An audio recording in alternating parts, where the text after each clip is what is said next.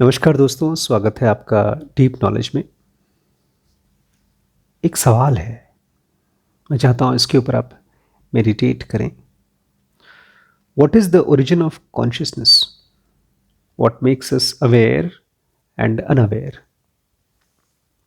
कि आखिर कॉन्शियसनेस का सोर्स क्या है, ओरिजिन क्या है?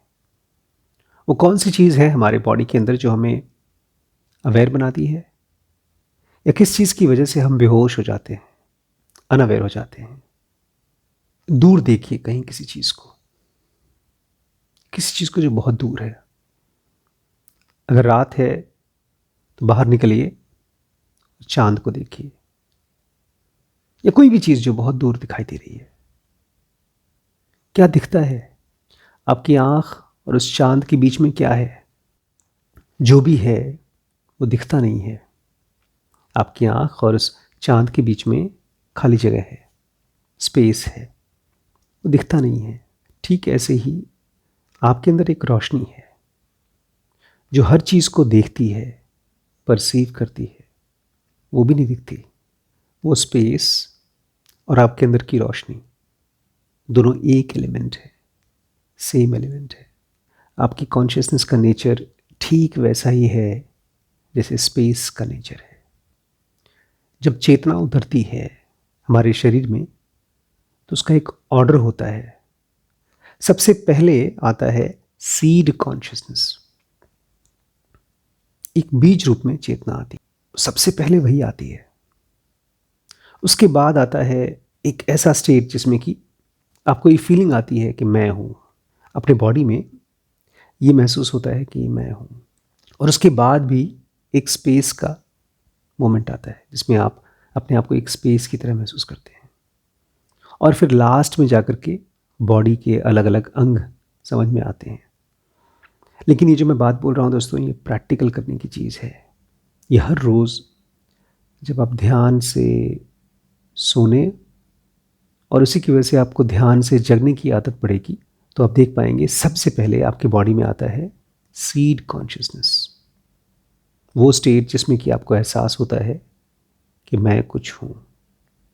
उसके बाद जब वो बॉडी बनता है, बॉडी के अलग अलग ऑर्गन्स को महसूस करता है, सांस को, हाथ को, पैर को, उससे पहले वो कुछ देर के लिए स्पेस होता है। और जो उसको पकड़ पाता है, उस कॉन्शियसनेस को, स्पेस कॉन्शियसनेस को, और उसके अंदर कुछ देर बैठ पाता है, रह पाता है, वो फ्री हो जाता है। उसी को कहा जाता है ज्ञानी या तो नोअर। और उसके बाद वो अपनी ज़िंदगी में कुछ करता नहीं है, उसको कुछ करने की ज़रूरत नहीं पड़ती। उसकी हालत ठीक वैसे राजा की तरह होती है जो अपनी गद्दी पर बैठता है, हुक्म भी नहीं चलाता, बस उसके बैठने भर से आसपास में चीज़ें होती हैं। हम बड़ा सोचते हैं और बहुत परेशान होते हैं, चिंता करते हैं कि कैसे होगी चीज़ें हमारी लाइफ में आगे, कैसे बढ़ेंगी। लेकिन जब आप उस स्पेस में जाते हैं, सीड कॉन्शियसनेस में, बॉडी से पहले, तब आप उस राजा की तरह होते हैं। वो विटनेस होता है और उसकी प्रेजेंस में सब चीज़ें होती रहती हैं। जब हमारा जन्म होता है उसके बाद हमको आई एम स्टेट मिलता है, अपने होने का स्टेट। लेकिन जन्म से पहले ऐसा कोई स्टेट नहीं था। आप एक बॉडी के रूप में नहीं थे, लेकिन उसके साथ साथ आपको अपने अलग होने का एहसास भी नहीं था। और वो था आपका अनमैनिफेस्टेड स्टेट, एक ऐसा स्टेट जिसमें कि आप अभी प्रकट नहीं हुए थे, व्यक्त नहीं हुए थे। कृष्ण उसके बारे में भी जानते थे। इसलिए गीता में क्या कहते हैं, मेरे दो रूप हैं, व्यक्त और अव्यक्त। और अगर आपको जानना है कि आपकी बॉडी में कॉन्शियसनेस का सोर्स कहाँ से आता है, तो आपको अपने उसी अनमैनिफेस्टेड अव्यक्त रूप को पकड़ना होगा। दो तरह के लोग होते हैं, एक को कहा जाता है अज्ञानी, इग्नोरेंट। वो अपने आप को बॉडी मानते हैं, उनको डाउट ही नहीं उठता कि इसके अलावा कुछ और भी हो सकता है। और दूसरा होता है ज्ञानी, इसके मन में सवाल ये उठता है कि क्या मेरा इसके अलावा भी कोई रूप है। उसको डाउट होना शुरू होता है, लेकिन प्रेजेंस के बारे में, ये क्या पता मेरा कोई और रूप हो। एक इग्नोरेंट अपने आप को आइडेंटिफाई करता है बॉडी से, और एक ज्ञानी अपने आप को, अपनी बॉडी को खुद से आइडेंटिफाई नहीं करता। क्या विचित्र बात है। अब आपने ये बात सुन ली, आप अपने आप को क्या कहेंगे, ज्ञानी या इग्नोरेंट? या आप क्या बनना चाहेंगे? आप बॉडी रहना चाहेंगे या बॉडीलेस स्टेट में जाना चाहेंगे? जन्म से पहले कोई कॉन्सेप्ट एग्जिस्ट नहीं करता, कोई आइडिया, कोई थॉट एग्जिस्ट नहीं करता, बस एक इटर्नल पीसफुल रियलिटी, इसको कोई डिस्टर्ब नहीं कर सकता। उसके बाद होता है आपका जन्म। आपको ऐसा फील होता है कि मैं हूँ। यह आपके बॉडी में सत्व गुण की वजह से होता है, आई सेंटर की वजह से होता है, और धीरे धीरे ये बन जाता है अपनी मूर्खता की वजह से, अपने बॉडी को एंजॉय करना शुरू कर देता है। उसके अलग अलग इंद्रियों की वजह से जो उसको मज़े मिलते हैं उसका आनंद लेना शुरू कर देता है, भूल जाता है उसकी रियलिटी। और वहीं पर एक आदमी जो सीकर है, जो ट्रूथ जानना चाहता है, उसको केवल एक ही चीज़ में रस आता है, ज्ञान। ज्ञान, वो ज्ञान जो उसको मुक्त कर दे, इस बॉडी स्टेट से फ्री कर दे। जो खुद को जान जाता है वो शब्दों के बियॉन्ड चला जाता है। इसलिए कहा जाता है the knower is beyond knowledge, लेकिन उसके लिए पहले नॉलेज के रास्ते से ही जाना पड़ता है। और जो खुद को रियलाइज़ कर लेता है वो सभी तरह के एन्जॉयमेंट से फ्री हो जाता है। जी हाँ, कभी न कभी आप देख पाएंगे कि आपके सारे आनंद, सारे मौज आपके लिए जेल है।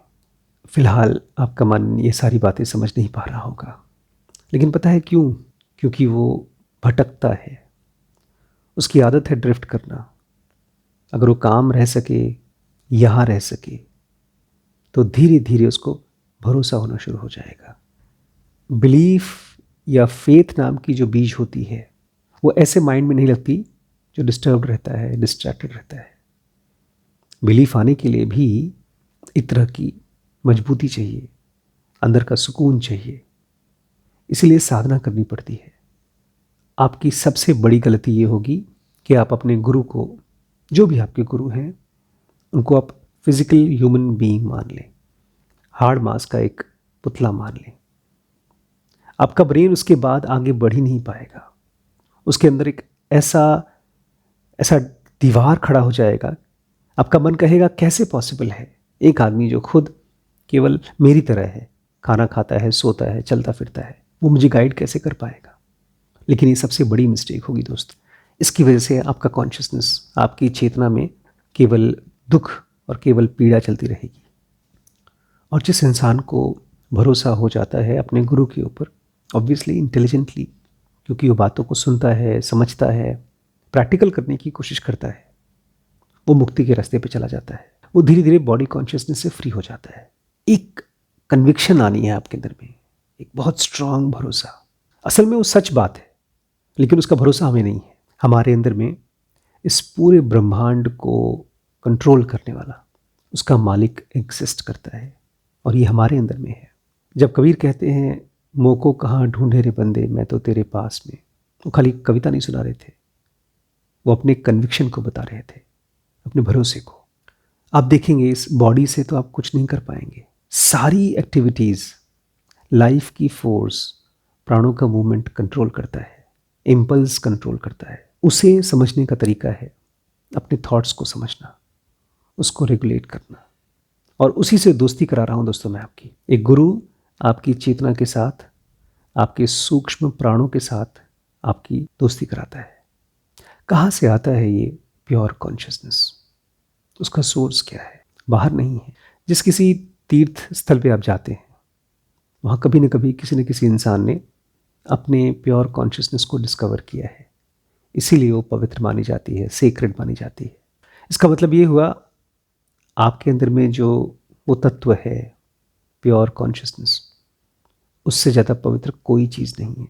और एक बार आपको भरोसा हो जाए, उसके बाद आपको किसी जगह, किसी इंसान, किसी मंदिर की ज़रूरत नहीं पड़ेगी। लेकिन बहुत एडवांस्ड स्टेज पर पहुंचने के बाद भी लोग भटक जाते हैं।